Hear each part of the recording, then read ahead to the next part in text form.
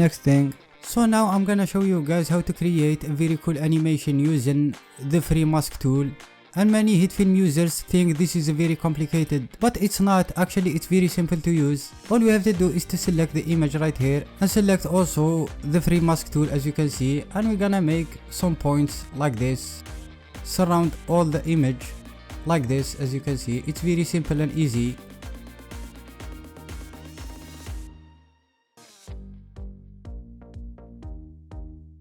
And now what we're gonna do, we came to the mask right here and expand it, and in the transform panel right here we're gonna make a keyframe in the path right here, as you can see, and we're gonna change those 2 points in the middle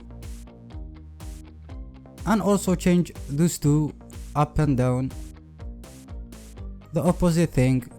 So now as you can see, we created this cool shape star, and now what we're gonna do is to move 10 frames forward, and we're gonna make those 2 points back as they were before, like this, and we're gonna move 10 frames again, and we're gonna do the same with those 2 points like this. And now we created this cool animation under 1 minute or half a minute. As you can see, it's very simple to use. So I thought I will include this in this tutorial, and I will leave the rest to your imagination to do awesome things.